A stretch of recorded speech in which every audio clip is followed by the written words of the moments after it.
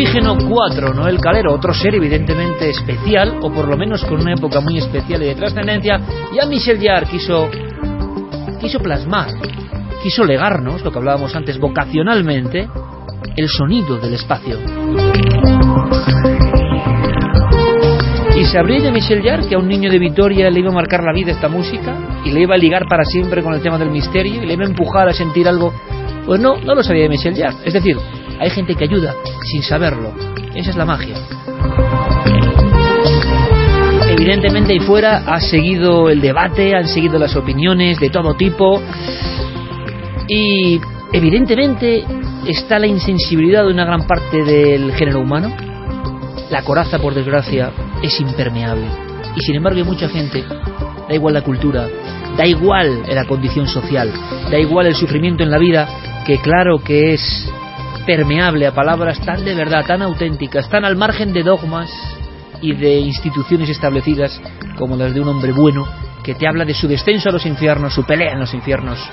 Y de verdad sabemos que esas personas que han sentido algo con la conversación con Javier Bosque tienen esa oportunidad de quizá mañana mismo decir, voy a intentar yo también estar en sintonía con eso que he sentido. Y eso, os lo aseguro, para quien lo entienda y no lo entienda, es un enorme misterio, el enorme misterio transformador de la palabra y de la mente, del poder enorme que tenemos y que todo el mundo se empeña en decir que no tenemos. Porque nada más prodigioso que el sistema humano, nervioso, el sistema capaz de conectar con el universo, con lo que le rodea, capaz de ser empático del ser humano, que es un prodigio. Y nos queremos quedar en la franja más oscura, más primaria, cuando tenemos el Ferrari dentro de nosotros, las capacidades increíbles para trascender a lugares alucinantes que seguramente superan cualquier misterio. Aunque el misterio muchas veces es como el saludo, como la esperanza, como el encuentro, como le pasó a Javier Bosque, que te dice, él me lo decía, Clara, me lo decía, yo no sé qué era ese objeto que entró en mi habitación, pero sé que recibí una serie de sensaciones, y una era, Javier, la vida es insondable, la vida es capaz de darte sorpresas increíbles, deja fluir la vida y que otros misterios te encuentren en el camino. Hace poco yo hablaba en un comentario de dar gracias a lo que cada uno crea, a eso trascendente, lo que cada uno crea. Quien no crea en nada, pues que no dé gracias. Un científico me escribía y me decía, lo de dar gracias por vivir es una absurdez, porque todos los seres vivos viven. Y yo pensé, bueno, aquí no hay posibilidades. Quizá yo no lo he dicho bien, pero no hay posibilidades. Si alguien cree que vivir no es un regalo, un maravilloso regalo que depende de ti, es su problema. Decían algunos sabios que alguien que no haya rezado nunca, alguien que no haya hecho una oración nunca, alguien que no haya pertenecido nunca a una iglesia, da igual, si alguna vez en su vida, pensando en eso superior, mente mayor, Dios, lo que queráis, relojero cósmico, alguien alguna vez, mirando algo más allá de lo material de él, ha dicho gracias, gracias, ya vale por cualquier cuestión, por cualquier dogma, por cualquier institucionalización. Hablábamos ahí fuera de que si esto que cuenta Javier Bosque lo cuenta un sacerdote, como hay muchos que no creen en lo que cuentan, es palabra muerta, es seguir el dogma, es seguir el librito de instrucciones y no te lo crees de verdad porque ni lo has vivido ni lo piensas y has llegado ahí por otras vías. Perfecto, pero no es lo mismo. La vocación auténtica de ayudar, no de ser lo que sea, sino de ayudar o de estar alineado con esa luz que quizá como la viste en un momento te despertó esas capacidades, quién sabe. En fin, evidentemente estamos en Domingo de Resurrección, hemos elegido esta calidad de contenidos diferentes quizá, pero como pensamos que no queréis estar siempre en lo mismo y que tenéis todas las capacidades, sea cual sea vuestro estudio, vuestra vocación, vuestra pasión, tenéis las capacidades de ir un poco más allá. Quedarnos en lo de siempre es absurdo.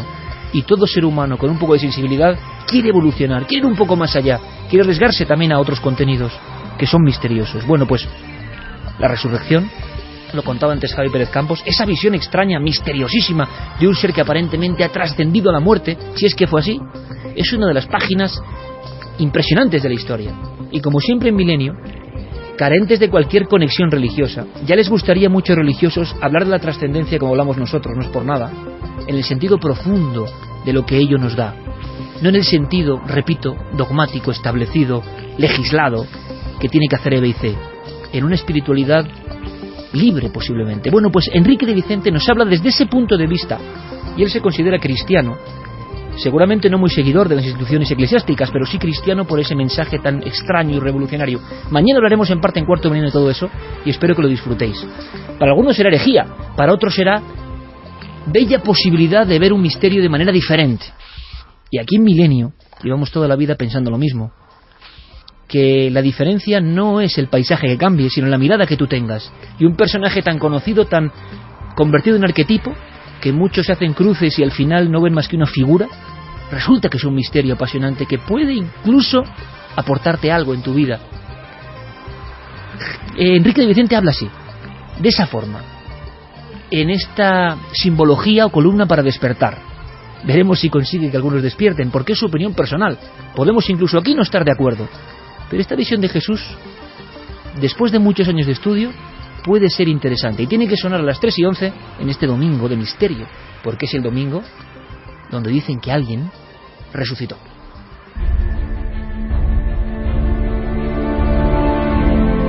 Nacimos, fuimos educados y vivimos en una civilización que se denomina cristiana. Pero mientras que los seguidores de otras religiones como la musulmana viven con intensidad la suya, pese a que consideran a su fundador un profeta de Dios, nosotros casi hemos perdido toda conexión con nuestras raíces espirituales, aunque todas las iglesias pretenden que Jesús fue el Hijo único de Dios, algo que no consta en los evangelios y que choca con la mentalidad moderna de los occidentales.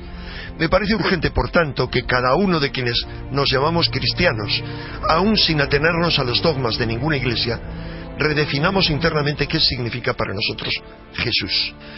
Como afirman todos los credos cristianos, con los que sin embargo no comulgo, para mí Jesús fue Dios y hombre verdadero, dos términos que no son excluyentes y que tampoco le hacen un ser único, aunque sí excepcional, al menos como pilar de una civilización que ha perdurado 2000 años, aunque hoy se tambalee desde sus mismos cimientos.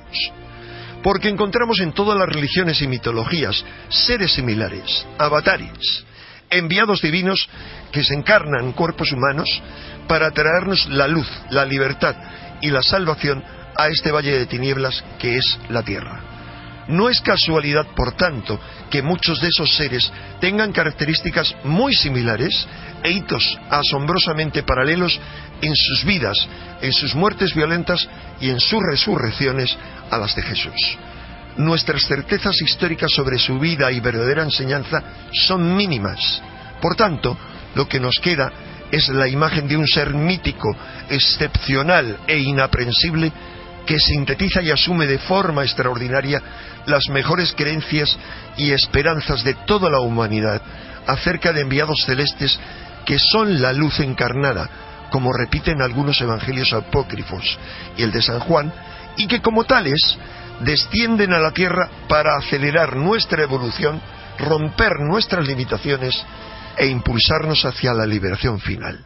Él es la expresión máxima de esa luz inefable y transformadora que atisban los místicos y quienes han tenido experiencias trascendentes.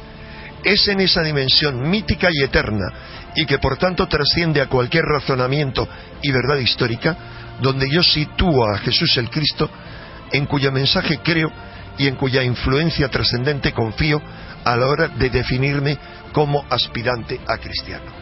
Esto es una forma de decir que me resulta difícil explicar racionalmente todo lo que mi fuero interno yo creo acerca de Jesús, de su verdadera naturaleza y de su misión en la tierra, aunque le concedo una importancia excepcional. Pero la idea más importante es que esa luz divina hecha hombre vino a abrir una brecha en las tinieblas que desde tiempos remotos rodean a este planeta, convirtiéndolo en una cárcel virtual ajena a las influencias celestes, donde los hijos de la luz libran un combate continuo con los de las tinieblas, como repetían constantemente los esenios en los manuscritos del Mar Muerto y los gnósticos en los evangelios prohibidos por la Iglesia y encontrados en Nag Hammadi. Y Jesús lo hizo como culminación de un plan maestro, naciendo en una familia descendiente de David, en un pueblo con una información genética muy concreta, que fue sometido a influencias y mutaciones durante el Éxodo.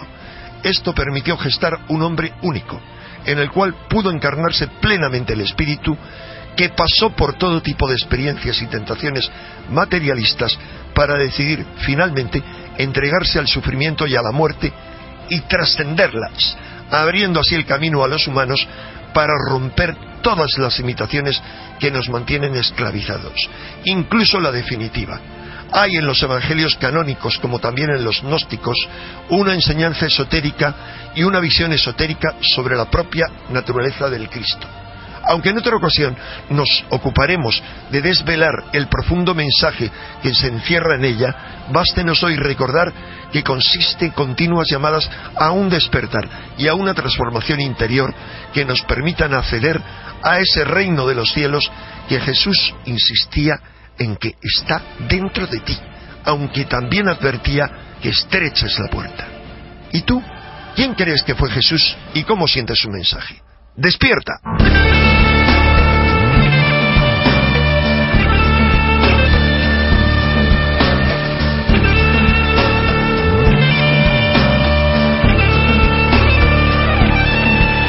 Despierta, todo ha cambiado, nada es como habíamos. Ya les gustaría a muchos religiosos de cualquier conducta, agregación, clase, hablar con la profundidad, yo creo, el misterio y el cariño con el que lo ha hecho Enrique de Vicente, pero muchos evidentemente también le considerarán hereje por decir algunas cosas. Si te sales de la norma que me han hecho aprender, que papá ha hecho que me aprenda, tú ya no vales. Algo tan alejado de lo que parece la naturaleza auténtica de muchos misterios. Enrique de Vicente, por eso le llamamos el maestro.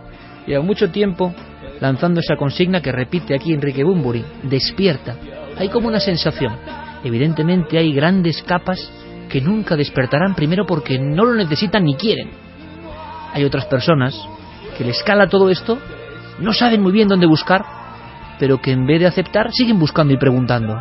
Buscan una salida a qué. Eso es lo que podemos llamar trascendencia. Al enigma y al significado de la vida. Por cierto, que Enrique Bunbury nos escribía hoy hablando de otros temas y muy impresionado con las cuestiones que tienen que ver con la educación. ¿Qué significa esto? Que hasta las estrellas del rock como Enrique se han sufrido un proceso interno, auténtico, real, no para vender discos, interior. Se preguntan cosas, y si uno empieza en la espiral de preguntarse cosas, os aseguro, amigos, que eso es como un virus, nunca va a dejar de preguntarse, e iré saltando de cuestión en cuestión, intentando buscar una especie de armonía y de significado de su propio misterio personal. Por eso le interesa a uno cómo nos han educado. ¿Cómo no va a ser misterioso cómo nos han educado? Si hay un plan para precisamente separarnos de nuestras potencialidades.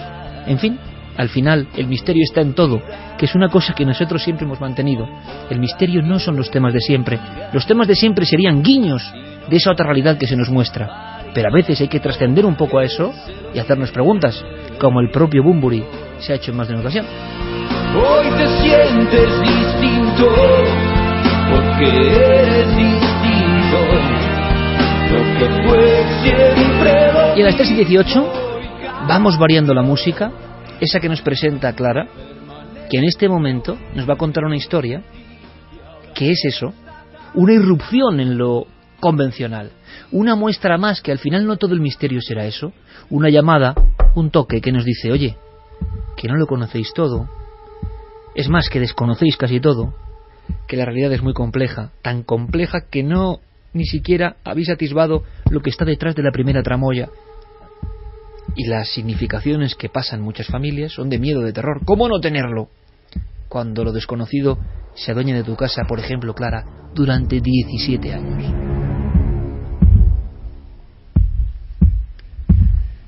Sí, porque quizá yo creo que este es el caso de lo que hemos tratado aquí, que tiene más duración en el tiempo, y además incluso más antiguo, ¿no? Desde 1985, es decir, bien temprano, hasta 2002. Son casi 17 años de fenómenos en un lugar de la provincia de Córdoba, no diremos cuál, por expreso deseo de María, que es la persona que nos ha referido este caso. Los testigos, una familia compuesta por el padre, la madre, 3 hijas, una gata, y como decimos, María llega a esta casa con 7 años, es decir, una niña, 7 años, y deja la casa con 25. La casa, es para que se haga una idea a nuestros oyentes, vamos a intentar meternos en ese ambiente, ¿no? Una casa bastante grande, de 2 plantas, con un desván, más de 300 metros cuadrados por planta, una construcción antigua, típica andaluza, con su zaguán, su reja, su patio. Y la niña que llega con 7 años a la casa y que nota, sin saber cómo, no me puede explicar ella de qué forma tiene este convencimiento, pero ella sabe que en esa casa ya hay alguien viviendo. Es más, ella tiene el convencimiento de que se trata de un hombre y de una mujer. La mujer, dice ella, suele estar por la zona de la escalera y el hombre en la planta de arriba. De hecho, una de las primeras preguntas que María hace a su madre cuando llegan a la casa es: ¿por qué nos hemos mudado aquí si aquí ya vive gente?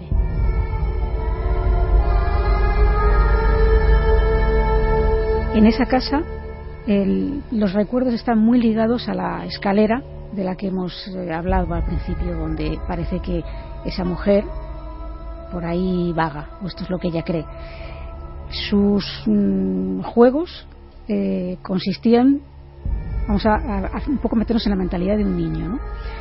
A colocarse tumbada en la parte superior de la escalera, con la cabeza escondida en el último peldaño, y el juego consistía en atreverse a asomar la cabeza por esa escalera para ver si eso que ella piensa y está convencida de que habita ahí es capaz de presentarse. Ella no llega a ver nada, o sea, no llega a ver una figura física, pero sí que a lo largo del tiempo llega a ver sombras que se proyectan en la pared, que ella define como sombras chinescas. Cuando hace ese juego, siempre se asegura de tener algo en la mano, un bolígrafo, una pieza pequeña, aunque sea de algún juguete, porque ella cree en su mentalidad que si esa cosa se aparece, ella podrá tirar ese objeto, atravesarlo y hacer que desaparezca. Pero claro, es toda una mente infantil la que está imaginando lo que ocurriría en el hipotético caso de que aparecieran estas figuras. Y otro convencimiento, el que tenía ella, era que esas personas, las que habitaban ahí, no eran buenas.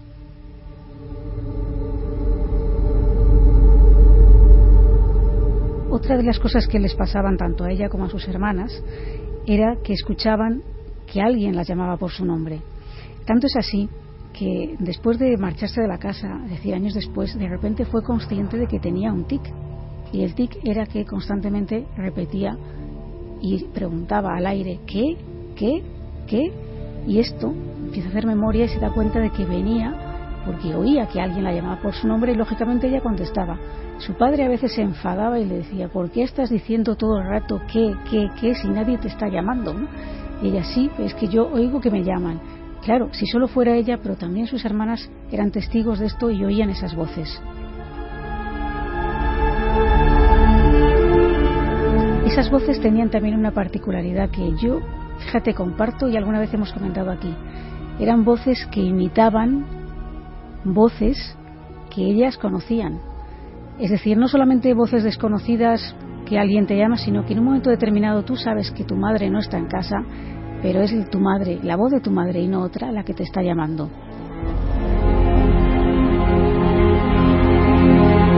Lo que los expertos dicen mimofonía, ¿no? Está copiando un sonido, imitando algo. En esta historia de 17 años hay varios elementos, lo comentábamos Clara y yo en la redacción, que ponen los pelos de punta. Siempre lo decimos, siempre hay un nuevo capítulo que te estremece por alguna escena, precisamente, y evidentemente lo de la voz de tu madre sin estar tu madre en casa es una de esas que no se olvidan fácilmente. Podría deberse a una confusión, pero claro, cuando ya también oyes la voz de tu padre e incluso la voz de tu abuelo, que no vive allí con vosotros, y que escuchas que te están llamando y ellos no están en casa, pues la cosa se complica. Otro de los fenómenos que tenían lugar en esta casa eran relacionados con las luces, con la electricidad en general, con los televisores. Por ejemplo, la luz se iba constantemente, llegaron a tener un montón de velas en diferentes estancias de la casa, con cerillas y mecheros, para cuando se iba la luz poder echar mano de una vela o de algo para poder iluminarse hasta dar con el cuadro de luces, ¿no? Y veremos que además esto tiene cierta importancia más adelante en la historia. La instalación eléctrica tuvo que ser revisada en un par de ocasiones y, según el experto que fue allí, no detectaron nada anómalo, es decir, la luz se iba sin ninguna explicación. También pasaba que a veces el televisor se encendía solo. Estamos hablando de una época en la que los televisores no era como ahora, que cuando se va la luz, al regresar, la televisión, si estaba encendida, se queda encendida. Es decir, vuelve a encenderse, a lo mejor ya no estamos en casa, ha vuelto la luz y la televisión está encendida cuando volvemos, cosas que a veces pasan, ¿no? Pero en aquella época esto no era frecuente y los televisores no tenían esta función. También tenían problemas con las llaves. Muchas veces las llaves, cuando las metían en las puertas, no abrían, no podían salir de una habitación o no podían entrar, según el caso.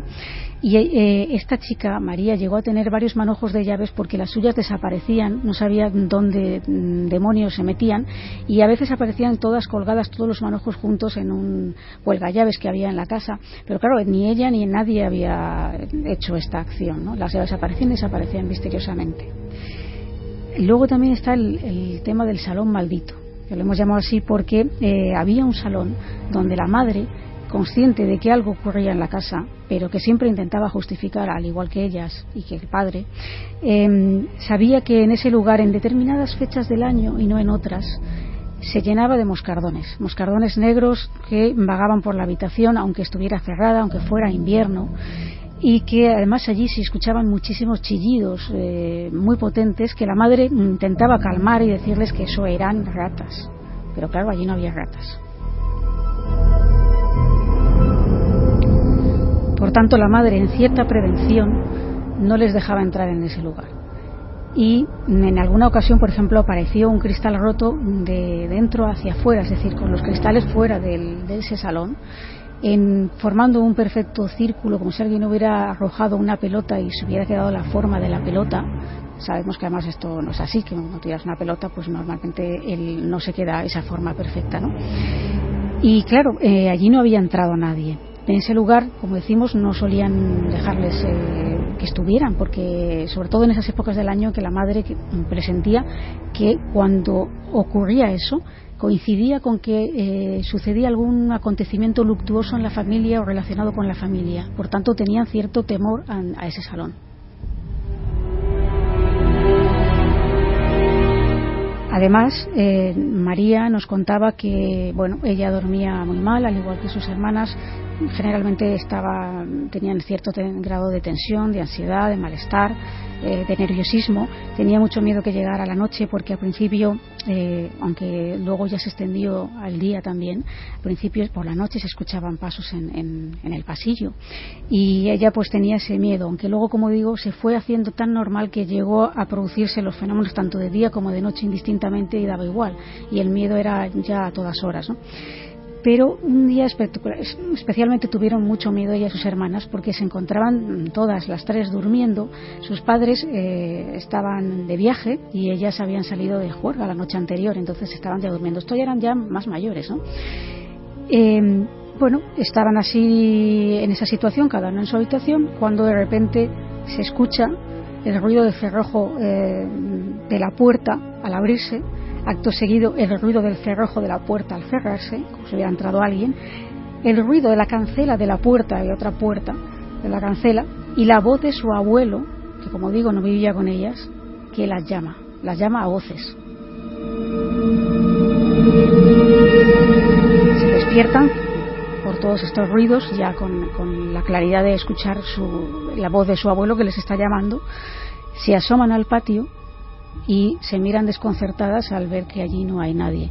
Después revisan, claro, la instalación a ver si es que ha entrado, está en otro lugar, pero el abuelo no había venido y desde luego me hablaron con él posteriormente y ni siquiera se habría presentado en la casa en ningún momento del día. Otra vez sonidos que imitaban filtraciones lógicas del día a día, pero cuando no había nadie en ese hogar.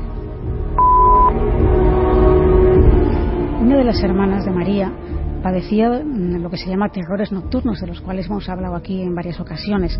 Ella lo pasaba muy mal cuando se quedaba a oscuras y durante muchos años achacaron siempre esto, bueno, pues son pesadillas, es que pues la noche le da miedo, etcétera. Tiempo después, cuando ya salieron de la casa, ella le confesó que el miedo que ella tenía no era un miedo infundado, era un miedo porque ella veía a un hombre, ella sí veía a alguien en la habitación, veía a un hombre que su misión era asustarla.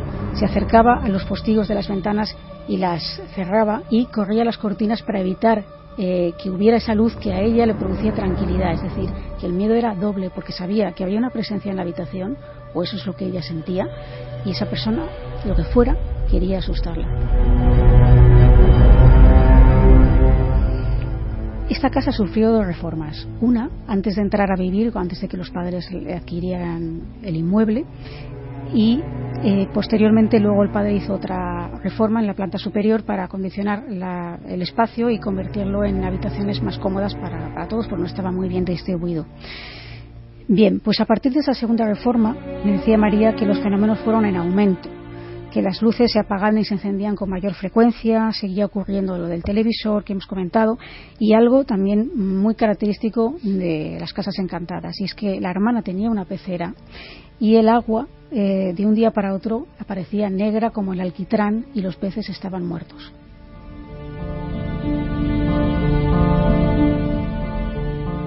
No eran los únicos habitantes, estos peces, los que padecían este tipo de malestar, ya que la gata que tenía María, que era suya, ella la tenía un acoso y derribo, los fenómenos se incrementan, las luces se vuelven a ir con mayor facilidad, los pasos se escuchan, los chillidos ya son gritos aterradores, es decir, todo como se intensifica, como si todo fuera hacia ella, en contra de ella, ¿no?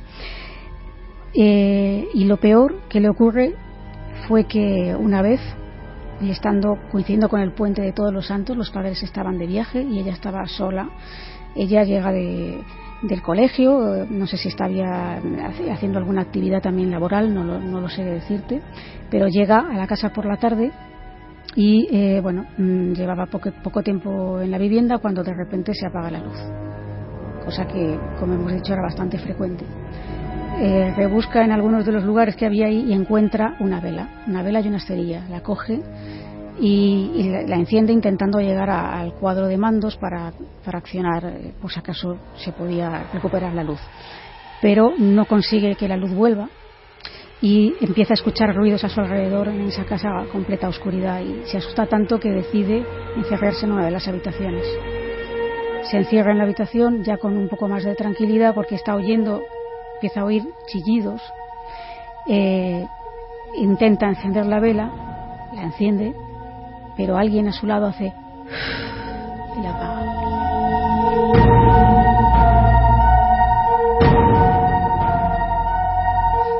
Ella nota perfectamente ese soplido de alguien a su lado que apaga la vela no una sino varias veces hasta que ella ya no puede más y escucha un chillido que es ensordecedor que no para, y decide llamar a casa de su tía y pedirle que por favor venga a buscarla.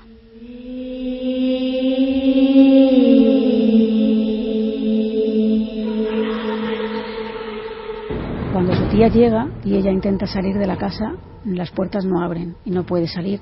Aun por mucho que intenta con las llaves no puede salir, y hasta que no pasa un buen rato la puerta no se abre y no puede, en fin, irse con su tía para pasar la noche con ella. Y todo esto, no sé si es mucho o poco, a mí me parece que es mucho, pero comparado con lo que debió de pasar al padre, que no sabemos, porque ni siquiera María lo sabe, el padre siempre intentaba justificar todo, al igual que la madre, y no quería ni oír hablar del tema, y en fin, esto como que era algo que, en fin, que esto son cosas vuestras, pero hasta que un día le debió de pasar algo que no quiso decirlo, y como decimos hoy todavía no saben qué fue, que decidió poner la casa en venta y marcharse de ahí con sus hijas, y actualmente pues no quiere ni oír hablar del tema, no quiere ni pasar por delante de la casa, es decir, que algo debió de ser bastante fuerte. Y nos queda en esta increíble película que has contado, Clara, el Amityville andaluz, y nunca mejor dicho, por alguna de las escenas que ocurren, una última visión, ya fuera, ¿no?, de la órbita de esa casa. Sí, que me ha impresionado. Ya fuera de la casa, y esto es poco frecuente, pero que, bueno, a mí tampoco me lo habían comentado otros testigos de este tipo de fenómenos, pero sí me decía María que ella durante mucho tiempo después de haber abandonado la casa estuvo soñando con la casa. Eran sueños en los que ella pasaba por delante y notaba como si la casa, como si fuera un ser vivo, la llamara y le dijera que volviera, que hay algo todavía que debe saber de ese lugar, algo que aún no sabe y que la invita a regresar y conocer la historia.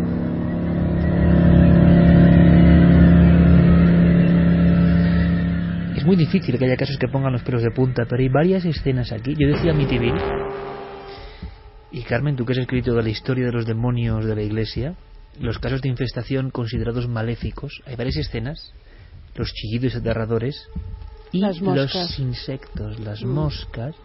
Me estoy hablando del padre Mancuso en Amityville, que aseguraba que era la casa la que hablaba, diciendo márchese.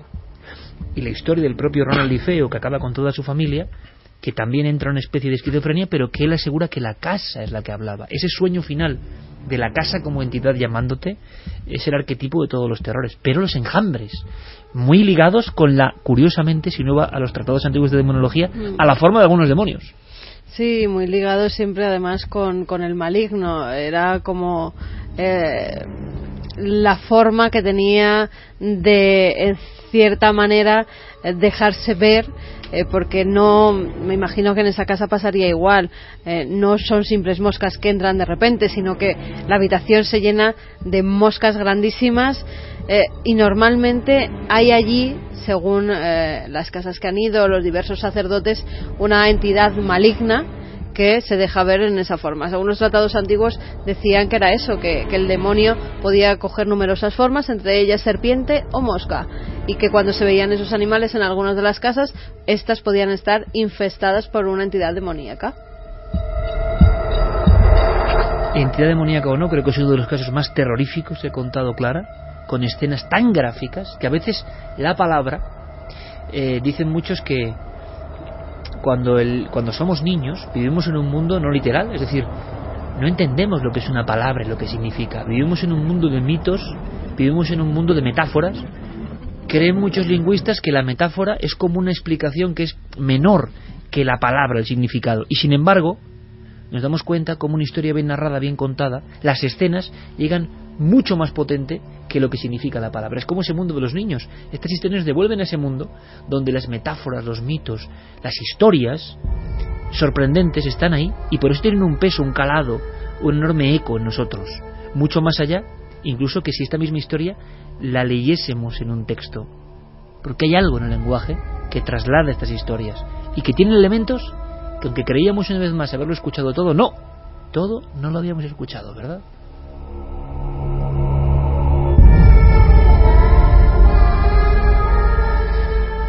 Esto no es terrorífico, porque ya que estamos en Domingo de Resurrección, hay otro tipo de resucitadores, hemos hablado a veces de ellos. Y Javier estaba empeñadísimo, la novia cadáver. Y dices, hombre, después de lo que ha contado Clara, pero sí, la novia cadáver. Hay personas que han buscado una resurrección ex profeso, directa. ¿No es así, Javier? Desde luego, es una historia sorprendente que parece sacada de la historia de Frankenstein.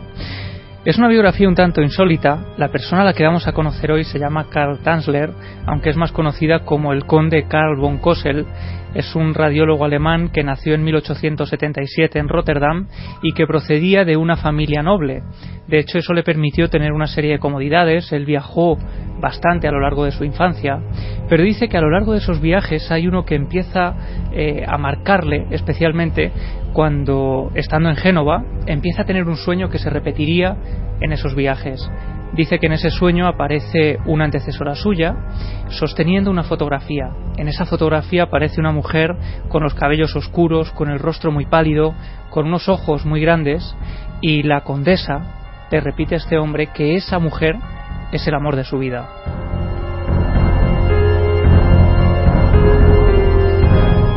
El conde von Cosel en 1926 tiene que emigrar desde Rotterdam a Florida, pasa por La Habana, allí está unos cuantos días y desde allí ya se marcha a Cayo Hueso, el lugar donde va a empezar a ejercer la medicina como radiólogo en un humilde hospital.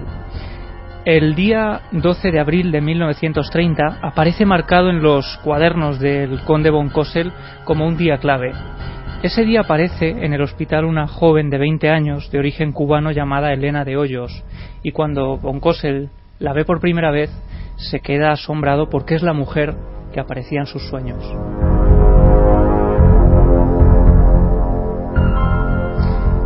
Lo que ocurre es que von Cosel empieza a hablar con ella durante varias horas en la sala de espera. Ella le cuenta que es hija de un fabricante de puros cubanos, que estaba casada con un hombre que acababa de abandonarla un tiempo atrás. Así que pasan las horas dialogando, se establece una conexión muy especial entre ellos, y cuando la mujer entra en la consulta y sale unos minutos después, recibe la peor noticia. Von Cosel, el día que había conocido a la que creía que era el amor de su vida, recibe también la tremenda noticia de que esta mujer le acaban de diagnosticar tuberculosis, una enfermedad prácticamente incurable en aquellas fechas.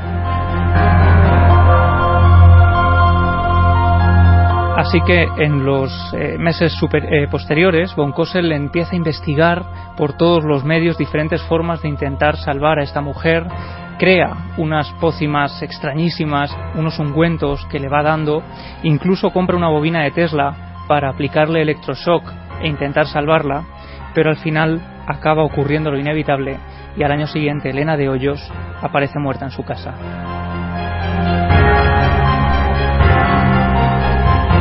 Y von Cosel queda destrozado. Él había llenado su casa de ropa, de joyas, le había hecho aquel último año de vida, pues uno de los mejores de su vida, así que cuando muere no iba a ser menos. Él compra un enorme mausoleo en el cementerio de Cayo Hueso, allí además entierran a Elena, él unta todo el interior del ataúd de formaldehído para intentar preservar lo mejor posible el cadáver de su amada, y allí la entierran.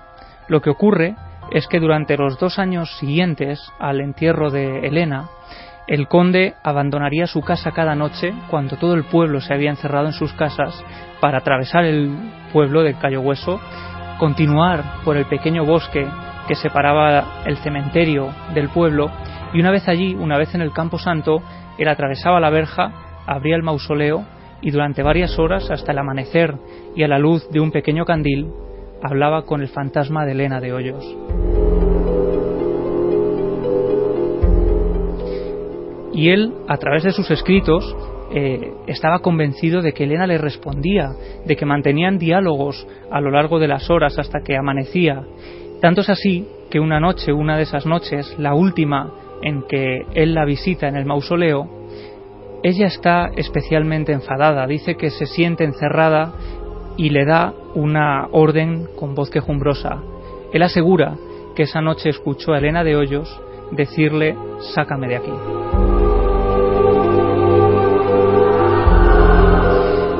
Y en los días posteriores, Carl von Cosel pasó horas reflexionando, intentando trazar un plan para sacar de allí a su amada, hasta que de pronto, un día, de forma extraña, le viene a la cabeza una canción que había escuchado en los días que había pasado en La Habana.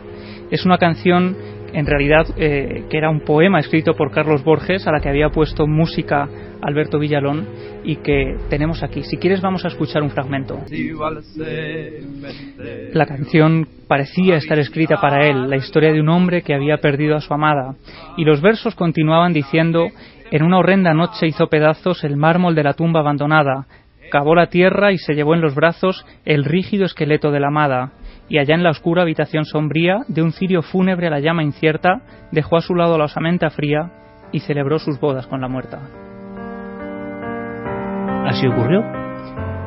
Tal cual. De hecho, parece que la canción en realidad está inspirada en esta historia, porque von Cosel un día, una noche, cogió un carro oxidado, atravesó ese bosque, se introdujo en el cementerio y puso encima del carro el ataúd de su amada.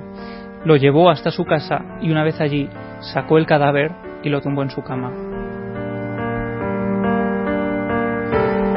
Y como una especie de Víctor Frankenstein, von Cosel unió los huesos de Elena de Hoyos con alambre y ganchos para la ropa, le quitó los ojos que estaban descompuestos y se los cambió por unos ojos de vidrio, después le llenó la cavidad abdominal y el pecho con harapos para que mantuviera la forma original y después reemplazó la piel por tela de seda empapada en yeso de París y cera.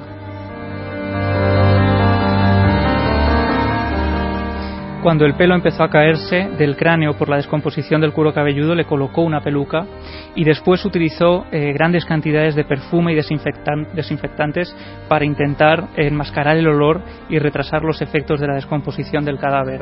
Y una vez que Elena había vuelto a la vida, según él decía, en la habitación, en la penumbra de ese dormitorio, celebró la boda con el cadáver de esa mujer.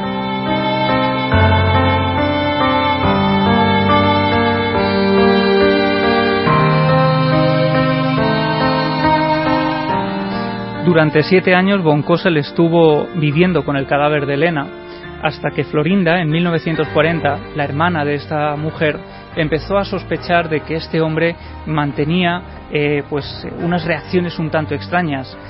Tanto quería esta mujer que le extrañó que dejara de llevarle flores al mausoleo, que dejaba de visitar ese mausoleo, no permitía que nadie accediera al interior, así que un día le preguntó si sabía algo de su hermana, si había hecho algo con el cadáver, y entonces él le respondió que iba a contarle la verdad. La llevó a su casa, y cuál sería la impresión de Florinda de años de haber desenterrado el cuerpo. El delito había prescrito y se consideró que von Cosel tenía simplemente que pagar una fianza para salir de la cárcel, una fianza que fue pagada por cientos de fans que consideraban que aquella historia, que la historia del conde Karl von Cosel, era la historia de amor más bonita que jamás habían escuchado.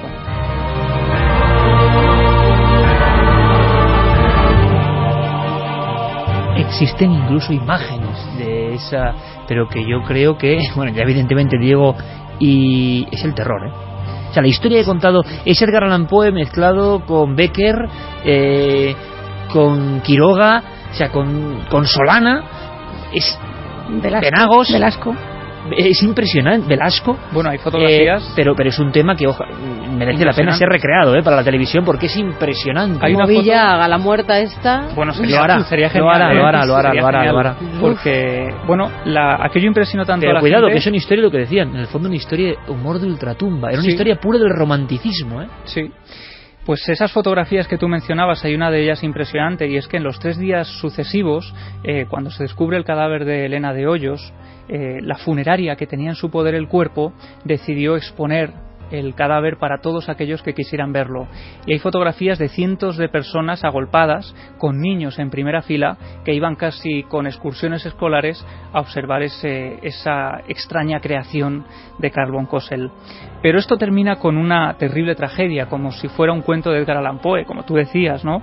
Y es que, para empezar, Elena de Hoyos volvió a ser enterrada en el cementerio de Cayo Hueso, pero el lugar en el que se entierra todavía hoy es un gran secreto que solo conocen los descendientes del enterrador, porque se consideró que decir el lugar donde estaba esa mujer sería un atractivo para los cientos de fans de Karl von Cosel.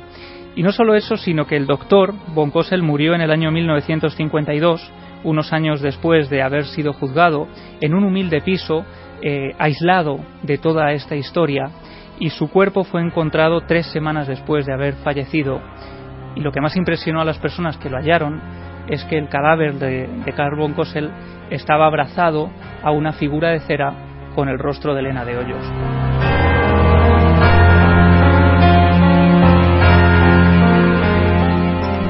Nos hemos tirado todos instintivamente hacia atrás, ¿no? Hemos elegido con Noel esta música precisamente, ¿sabes cuál es, Javier? Sonatas inspiradas, ¿sabes en quién? En Edgar Allan Poe. Claro. Porque esta historia, si le pones esta música, ya es viajar al Madrid de Larra, ¿no? El romanticismo de todo era posible. Y yo casi le he pedido brevedad a Javi, porque esta historia tenemos que visualizarla. Es escalofriante, romántica a la vez, y es el romanticismo lúgubre.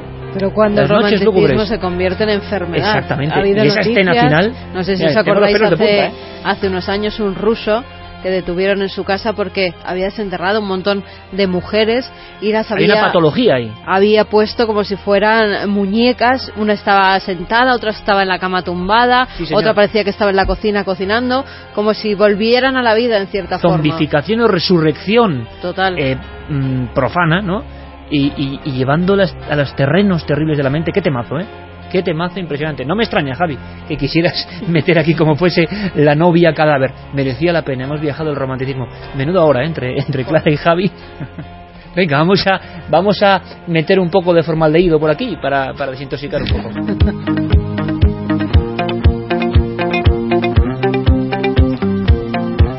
La pregunta es cómo habrá llegado Pérez Campos.